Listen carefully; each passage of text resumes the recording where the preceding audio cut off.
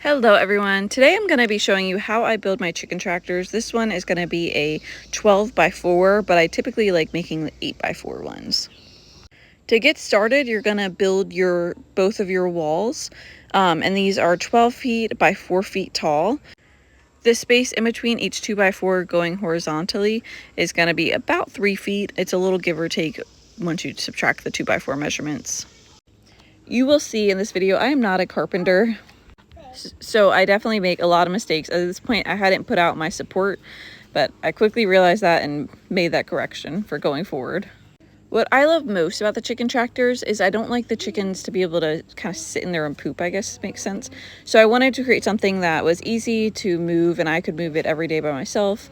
It's pretty lightweight. The only reason I like the 4x8s better than the 4x12s is they're easier to move, just with the weight of it, of course, and then they also turn better. But the 4x12s are nice when you need to put a larger flock size. Typically these are for my breeder pens, so I only put about 4 to 5 chickens in at a time, and maybe a rooster. So they're not for if you're having a large flock. This is more so for, you know, having a smaller flock contained that you want them to have fresh grass.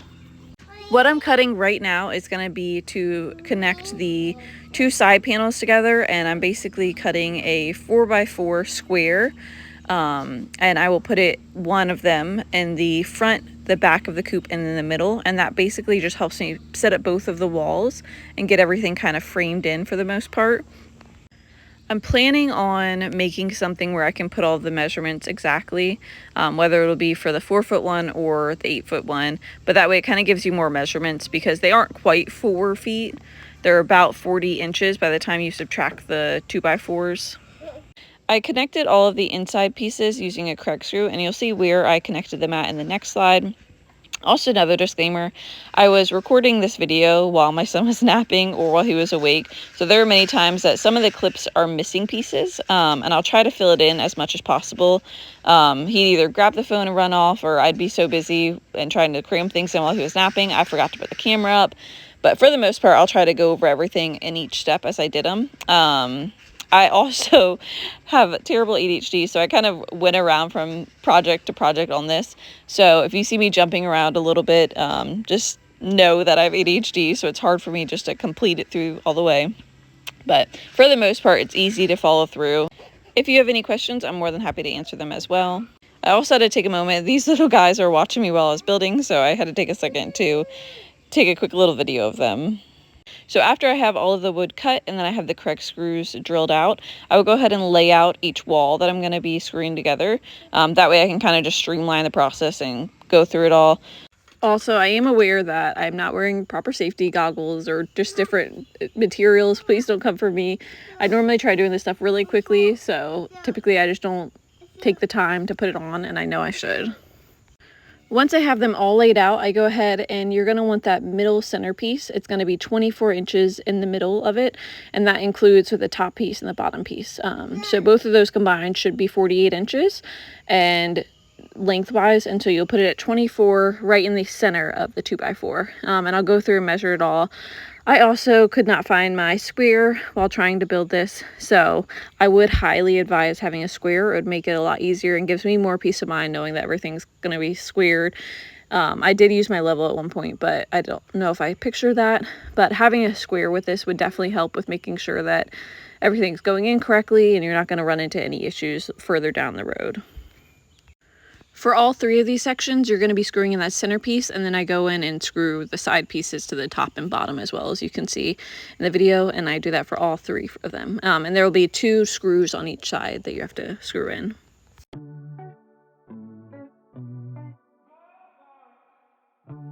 This next part will be very helpful if you had someone helping you. It was just me, so I tried doing it the best I could. So I started in the middle piece, and you're going to take it, and I screwed going down the sides of that. If you start with the middle piece, it kind of stabilizes everything else, and then it allows you to put the front and the back piece on. Once I got those pieces on, I realized that I had to flip this one around, so I just flip it around, and then you're going to attach those for screws on the front, back, and then the middle as well. This is also another time where having a square would come in handy. I used a block of wood, but a square would be very useful at this moment. Then I went ahead, my next step is going to be attaching the wires and the wheels. So I'm going to go ahead and paint these pieces so that way I can put the wire over top of them. It's best for chicken safety to have the wire on the outside. So we're going to go ahead and do the wire, and then I'll walk you through the steps of how to make the wheels for this project. The wheels are probably my favorite part and what took me the longest to come up with this. I needed something that I would be able to push around the yard myself. I wouldn't need my husband's help or wouldn't need a four-wheeler or any type of equipment. I wanted something where I could do all on my own without, you know, having to have help from anything else or someone else too. And I'll link him below, but I found the idea, he made these wheel system for a trailer, and so I just applied it to the chicken coop and did it for 3 sides of it.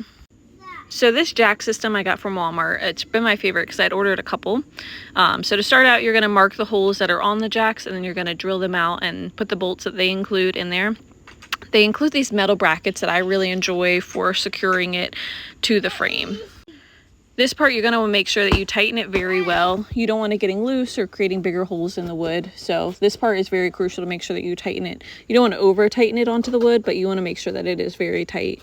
And I'm going to have my husband come back with the socket and kind of make sure they're a little bit tighter as well. The front piece, the way I designed it, is going to be a little bit trickier. I'm securing this board onto the front of it so that way I have a place to attach the jack. And you're going to do the same steps. You're going to, you know, mark out where the jack goes, and then you're going to drill in those holes and secure it into that 2x4 right there in the front. I also apologize for the rooster in the background crowing through all of this. This part I need to find up with a better way how to secure it. Sitting here and tightening it on both sides was a little bit, I bet if you had longer arms it would be easier, but for me with shorter arms it was a little bit harder to tighten it in this area.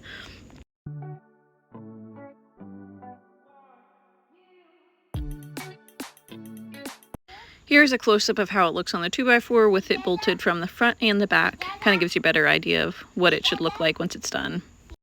Here's a layout of everything you're going to need for the jack. There'll be 2 pneumatic tires, 2 PVC pipes, a 10-inch bolt, a washers and nuts. This T you can use in the middle, but you don't have to. I think if I build it again, I probably won't use it because it's kind of a waste. You'll need it for the front one just so you can attach your handle, but it's not necessary for these 2 back ones. When tightening the nuts onto the bolt, you want to make sure that the wheels can still spin freely, but that the nut is tight enough on there.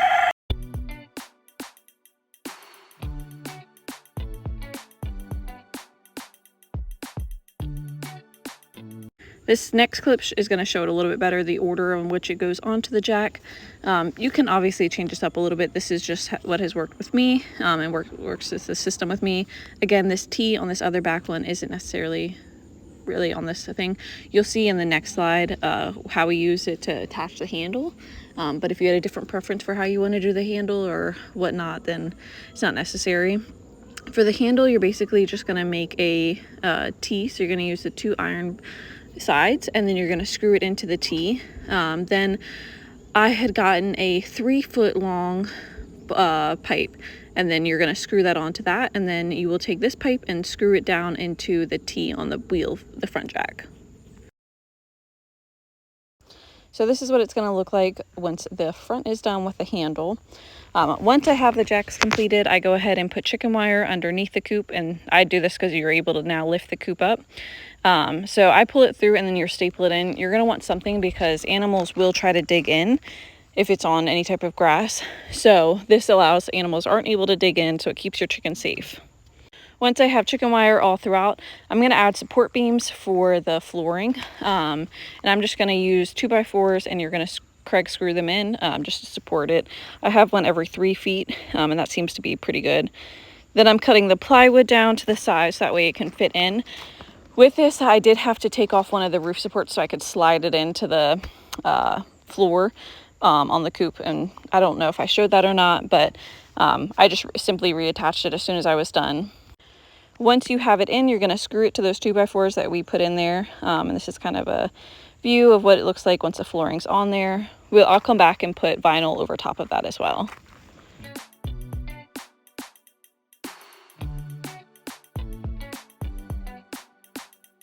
Once the flooring is in, then we're going to work on putting on all of the doors and the walls, and then making sure all of the hardware cloth is stapled on or screwed on to the sides.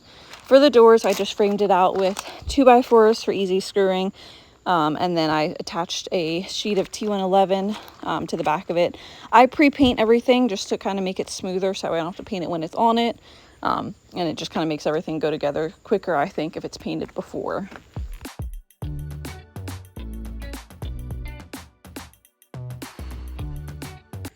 For the front and the back of the coop, this sheet I just slide in and then screw it on.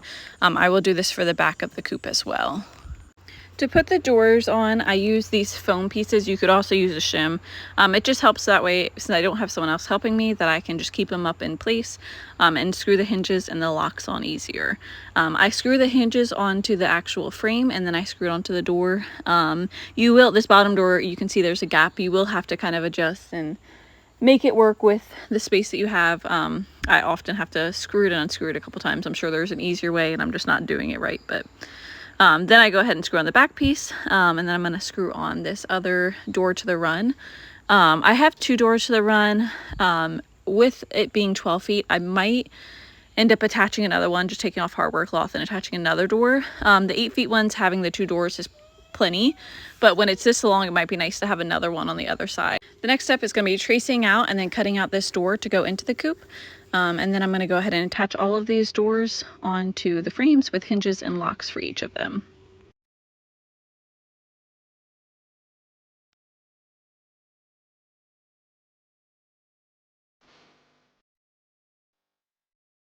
I do want to reiterate, this project is obviously not perfect. I'm not a carpenter, but it's cheaper than buying one, and it's sturdy, and so for me it's worth it to go ahead and build it.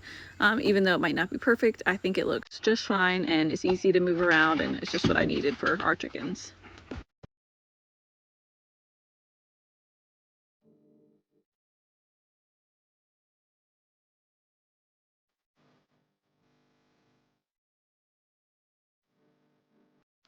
To make the ramp to go into the coop, you're going to attach this piece of wood with hinges and then take these PVC pieces and just attach them with staples along going up, so that way they have something to kind of climb up. With the ramp, I have the piece of wood going across, and that is to hold the ramp up so that way when you do pull it, it does not drag or get caught or anything on the grass while it's being moved. On this side, I'm just going to go ahead and attach the hinges. I have hinges on every door, or every side I should say, except for the front and back. So there's 2 doors on each, the left and the right side.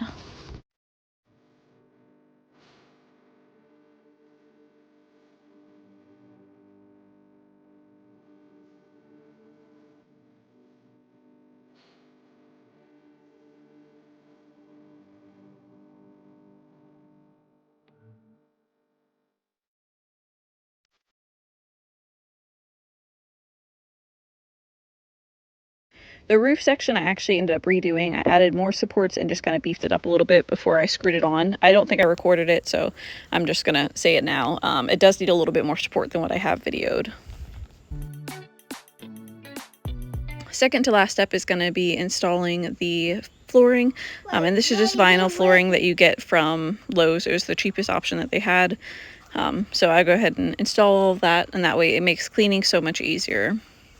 In the next clip, I realized I forgot to video me installing the roof, so you get to see the finished product. If you have any questions or concerns, be sure to leave them in the comment section below, and I'll try to answer it to the best of my ability.